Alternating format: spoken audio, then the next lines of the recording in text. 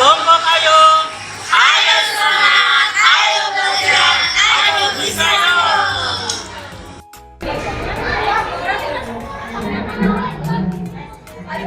Assalamualaikum warahmatullahi wabarakatuh. Selamat pagi pemirsa KA. Kembali lagi bersama kami dalam segmen refleksi. Hari ini kita akan bahas dan merefleksikan materi tentang etika dan keterbatasan KA. Nah, apa saja sih yang kita pahami? Mari kita dengar penjelasannya. Salah satu keterbatasan utama dari KA adalah ketergantungan pada data. KA hanya bisa belajar dari data yang selain itu, KA tidak memiliki empati, intuisi, atau pemahaman nilai moral seperti manusia.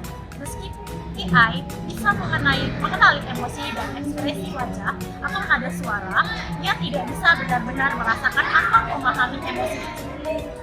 Batasan KA yang telah disampaikan bahwa KA memiliki ketergantungan pada data, di mana KA hanya bisa belajar dari data yang telah diberikan.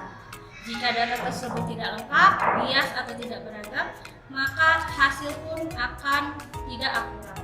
Jika hal tersebut dikaitkan dengan pembelajaran, pasti memiliki dampaknya, yaitu salah satunya berpotensi menimbulkan ketidakadilan dalam penilaian, atau ketika kita akan mengambil keputusan yang didasarkan pada data, karena dapat menjadikan keputusan itu tidak relevan.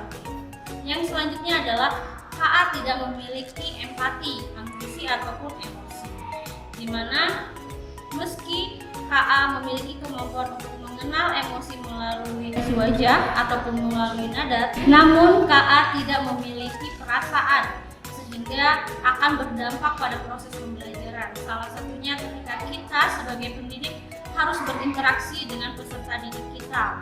Lalu ketika kita akan mengambil keputusan yang melibatkan perasaan. Satu hal yang perlu kita ingat bahwa KA hanyalah alat bantu, bukan menggantikan manusia dalam berpikir kritis atau pengambilan keputusan. Bapak Ibu guru hebat, tadi kita sudah mendengarkan penjelasan terkait keterbatasan dan dampak dari keterbatasan kecerdasan artifisial. Sekarang saya akan menjelaskan sedikit tentang prinsip etika penggunaan kecerdasan artifisial, yaitu prinsip transparansi. Jika pengguna, yaitu kita sebagai pendidik dan peserta didik, tidak tahu bahwa kecerdasan artifisial tidak benar-benar mengerti perasaan, maka akan terjadi pelanggaran transparansi. Contohnya dalam pembelajaran di sekolah, misalnya ada seorang siswa yang sedang sibuk, lalu berbicara dengan chatbot kecerdasan artifisial, yang malah memberi respon netral atau tidak relevan. Ini bisa menyebabkan salah pengertian jika kita tidak menjelaskan sebelumnya bahwa KA hanyalah sebuah alat. Prinsip selanjutnya dalam etika penggunaan KA itu adalah KA tidak boleh menampilkan konten yang bias atau mendukung stereotip tertentu.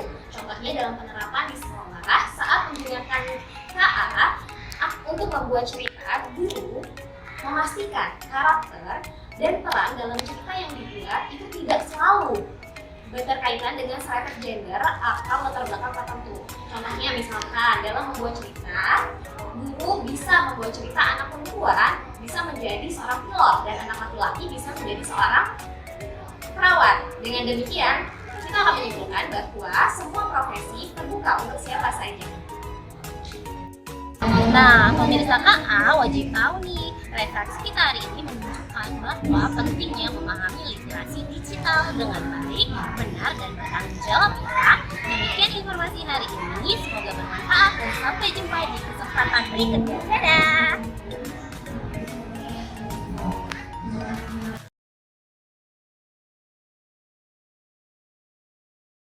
Assalamualaikum, selamat pagi pemirsa K. Berjumpa lagi bersama kami dalam segmen refleksi.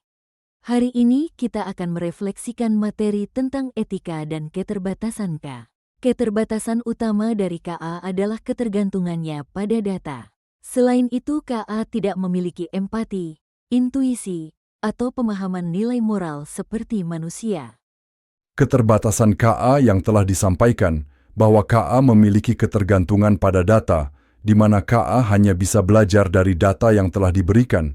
Jika data tersebut tidak lengkap, bias, atau tidak akurat, maka hasil pun akan tidak akurat.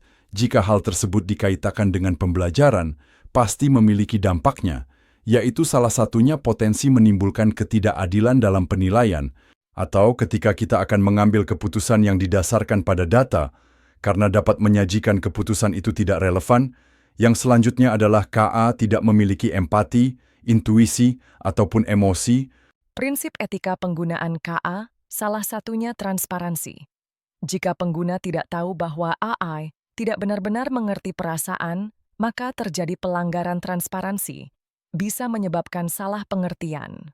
Etika dalam penggunaan KA itu adalah KA tidak boleh menampilkan konten yang bias, atau contohnya dalam penerapan di sekolah saat menerapkan KA. Nah, pemirsa, kau wajib tahu nih bahwa pentingnya memahami literasi digital dengan baik, benar, dan bertanggung jawab. Ya, demikian informasi hari ini. Semoga bermanfaat dan sampai jumpa di kesempatan berikutnya. Dah.